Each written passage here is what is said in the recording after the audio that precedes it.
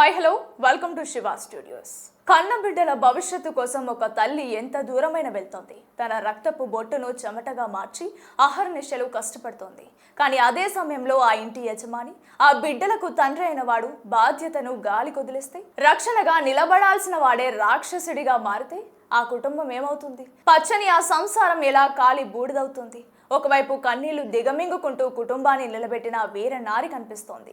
మరోవైపు వ్యసనానికి బానిసై కన్న బిడ్డల జీవితాలను అంధకారంలోకి నెట్టేసిన ఓ తండ్రి కనిపిస్తాడు.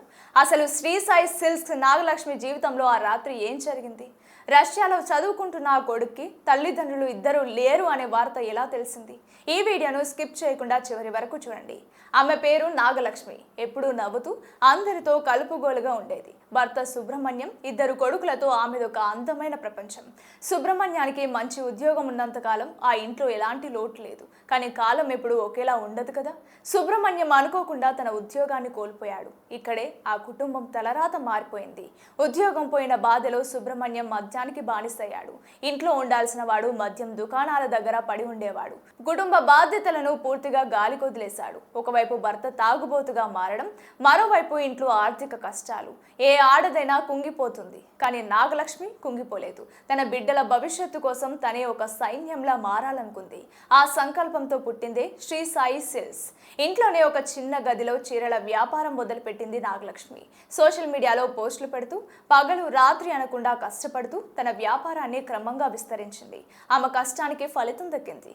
ఆ సంపాదనతోనే తన పెద్ద కొడుకుని డాక్టర్ చేయాలన్న కలతో రష్యా పంపించింది. చిన్న కొడుకుని ఇక్కడే మంచి కాలేజీలో చదివిస్తోంది. ఇంటి భారాన్నంతా తన ఒంటరి భుజాలపై వేసుకుని నడిపించింది నాగలక్ష్మి. కానీ ఆ కష్టం సుబ్రహ్మణ్యానికి కనిపించలేదు. రోజు రోజుకి అతని వేధింపులు ఎక్కువయ్యాయి. తను సంపాదించకపోగా నాగలక్ష్మి రక్తం దారపోసి సంపాదించిన డబ్బును మద్యం కోసం అడిగేవాడు. నువ్వు సంపాదిస్తున్నావు కదా, నాకు తాగడానికి డబ్బులు ఇవ్వంటూ రోజు గొడవ పడేవాడు. ఆ చీరల బండిల్స్ మధ్యనే ఆమెను ఎన్నోసార్లు శారీరకంగా మానసికంగా హింసించాడు. పిల్లల చదువు కోసం, సమాజంలో పరువు కోసం నాగలక్ష్మి ఇన్నాళ్ళు ఆ నరకాన్ని మౌనంగా భరిస్తూనే వచ్చింది. కానీ ఒక మనిషి సహనానికి కూడా హద్దు ఉంటుంది కదా. ఆ రోజు రానే వచ్చింది. ఎప్పటిలాగే సుబ్రహ్మణ్యం తాగి వచ్చి డబ్బులు అడిగాడు. ఇన్నాళ్ళు భరించిన నాగలక్ష్మి ఆ రోజు ఎదురు తిరిగింది. నా పిల్లల భవిష్యత్తు కోసం రక్తం చిందించి నేను సంపాదిస్తుంటే నీ తాగుడికి నేను డబ్బులు ఇవ్వాలా? ఇంకా ఒక్క రూపాయి కూడా ఇచ్చేది లేదని తేల్చి చెప్పింది. అంతే, ఆ మాట సుబ్రహ్మణ్యంలోని రాక్షసుడిని నిద్రలేపింది. మధ్య మత్తులో విచక్షణ కోల్పోయాడు. భార్య అని కూడా చూడకుండా, కన్న పిల్లల తల్లి అని కూడా ఆలోచించకుండా అత్యంత కిరాతకంగా ఆమెపై దాడి చేశాడు. క్షణాల వ్యవధిలోనే నాగలక్ష్మి రక్తపు మడుగులో ప్రాణాలు వదిలింది. ఏ చేతులతో అయితే శ్రీ సాయి సిల్క్స్ చీరలను ఎంతో అపురూపంగా ప్యాక్ చేసిందో అవే చేతులు విగత జీవిగా నేలకొరిగాయి. అయితే భార్య చనిపోయిందని నిర్ధారించుకున్న తర్వాత సుబ్రహ్మణ్యానికి మత్తు వదిలింది. భయం పట్టుకుంది. పోలీసులకు దొరికితే జైలు పాలవుతానని అదే గదిలో ఊరేసుకుని ఆత్మహత్య చేసుకున్నాడు. భార్యను చంపిన తర్వాత ఏ మనిషికైనా వణుకు పుడుతోంది. కానీ సుబ్రహ్మణ్యం ఏం చేశాడో తెలుసా? చనిపోయిన భార్య శవం పక్కనే ఉండగా వంటింట్లోకి వెళ్లి కొడుకు కోసం భోజనం వండాడు. భార్యను చంపిన చేతులతోనే కొడుకు కోసం అన్నం వండి ఆపై ఫోన్ తీసి వాట్సాప్లో మెసేజ్ పంపాడు. శైలేష్, నేను మీ అమ్మ ఇకపై ఇంట్లో ఉండం. నీకోసం భోజనం వండి పెట్టాను, ఇంటికి వచ్చి తిను. ఎంతటి దారుణం ఇది! ఆ మెసేజ్ చూసి 18 ఏళ్ల శైలేష్ ఏమనుకుంటాడు? తన నాన్న తన మీద ప్రేమతో మెసేజ్ చేశాడని మురిసిపోయి ఉంటాడు. అమ్మ ఎక్కడికో వెళ్తుందేమని కంగారు పడి ఉంటాడు. కంగారుగా ఇంటికి పరిగెత్తుకుంటూ వచ్చాడు శైలేష్. తలుపులు తీసి చూశాడు. హాల్లోకి అడుగు పెట్టగానే కనిపించిన ఆ దృశ్యం ఆ 18 ఏళ్ల కుర్రాడి జీవితాన్ని ఒక్కసారిగా శ్మశానం చేసేసింది. ఒకవైపు రక్తపు మడుగులో విగత జీవిగా పడున్న తన దేవత లాంటి తల్లి, మరోవైపు గదిలో వేలాడుతున్న తండ్రి. ఆ దృశ్యం చూసిన శైలేష్ అక్కడికక్కడే కుప్పకూలిపోయాడు. ఒక తండ్రి పంపిన ఆ మెసేజ్ లోని అంతరార్థం ఇప్పుడు అర్థమైంది. ఆ బిడ్డకు మేముండం అంటే చనిపోతున్నామని అర్థమని ఆ పసి ప్రాణానికి ఎలా తెలుస్తోంది? రష్యాలో డాక్టర్ చదువుతున్న ఆ పెద్ద కొడుకు పరిస్థితి ఏంటి?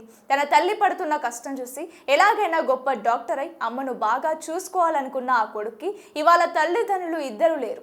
అతని ఎవరి కోసం చదవాలి, ఎవరి కోసం తిరిగి రావాలి? క్షేమంగా ఉండాల్సిన ఇల్లు ఒకే ఒక క్షణికావేశం వల్ల, ఆ మద్యం మహమ్మారి వల్ల వల్లకాడుగా మారింది.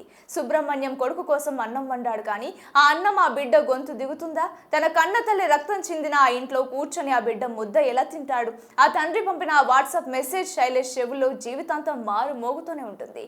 ఆ రాత్రి సుబ్రహ్మణ్యం కత్తి పట్టిన ఆ చేతులు ఒక్క క్షణం ఆగి ఉంటే, భార్యపై దాడి చేసే ముందు ఒక్క క్షణం తనని అమ్మ నాన్న అని పిలిచే ఆ ఇద్దరు పిల్లల ముఖాలు అతనికి గుర్తొచ్చుంటే తన కోపాన్ని, ఆవేశాన్ని ఆ ఒక్క క్షణం, కేవలం ఆ ఒక్క క్షణం సుబ్రహ్మణ్యం అదుపు చేసుకొని ఉంటే ఈ రోజు ఆ ఇద్దరు పిల్లలు అనాథలు అయ్యేవారు కాదు కదా. రష్యాలో చదువుకుంటున్న ఆ పెద్ద కొడుకు, ఇక్కడున్న ఆ చిన్న కొడుకు అమ్మ చేతి గోరుముద్దలు తింటూ ఎంతో సంతోషంగా ఉండేవారు కదా. శ్రీ సాయి సిల్క్స్ చీరల వ్యాపారంలో ఆ ఇల్లు సిరి సంపదలతో కలకలలాడుతూ ఉండేది కదా.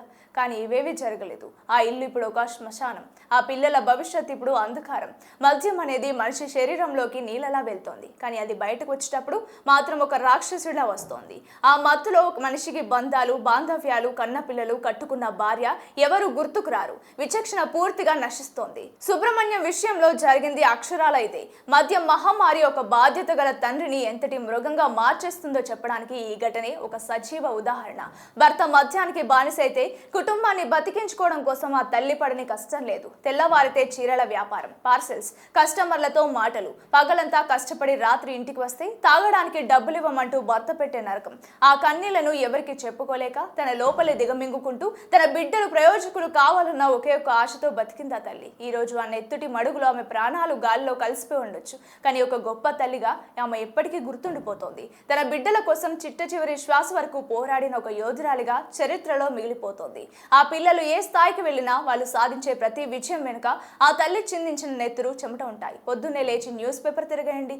కట్టుకున్న భార్యను కడతీర్చిన భర్త, మద్యం మత్తులో కన్న బిడ్డలను చంపిన తండ్రి, క్షణికావేశంలో కుటుంబం బలి. ఇవే హెడ్డింగ్స్. ప్రతిరోజు పదుల సంఖ్యలో ఇలాంటి దారుణాలు మన చుట్టూ జరుగుతూనే ఉన్నాయి. మనం చూస్తున్నాం. అయ్యో పాపం అని ఒక నిమిషం బాధపడుతున్నాం. ఆ తర్వాత ఫోన్లో ఇంకో రీల్ చూసుకుంటూ మన పనుల్లో మనం పడిపోతున్నాం. ఒకప్పుడు ఇంట్లో ఏదైనా గొడవ జరిగితే సర్దుకుపోయేవాళ్ళు, పెద్దవాళ్ళు కూర్చొని మాట్లాడేవాళ్ళు. కానీ ఇప్పుడు మనిషికి సహనం చచ్చిపోయింది, ఆలోచించే శక్తి నశించిపోయింది. చిన్న చిన్న గొడవలకే ప్రాణాలు తీసుకునేంత, ప్రాణాలు తీసేంత రాక్షసత్వం పెరిగిపోయింది. ఒక మనిషి ప్రాణం అంటే మార్కెట్లో దొరికే ఒక మద్యం బాటిల్ కంటే చులకనైపోయింది.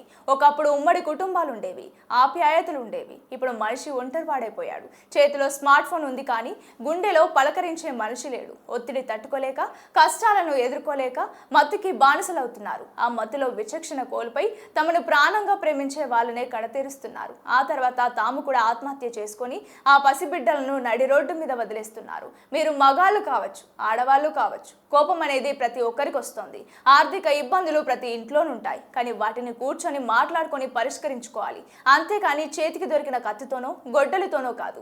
మీరు తీసుకునే ఆ ఒక్క క్షణం ఆవేశం మీ తర్వాతి తరాన్ని నాశనం చేస్తుందని గుర్తుపెట్టుకోండి. మీ పిల్లల భవిష్యత్తును ప్రశ్నార్థకం చేస్తుందని మర్చిపోకండి. ఈ సమాజంలో జరుగుతున్న ఈ దారుణాలపై మీ అభిప్రాయం ఏంటో కింద కామెంట్స్లో ఖచ్చితంగా పంచుకోండి. ఇలాంటి మరెన్నో గ్రౌండ్ రియాలిటీ స్టోరీస్ కోసం మన శివ స్టూడియోస్ ఛానల్ని సబ్స్క్రైబ్ చేయండి.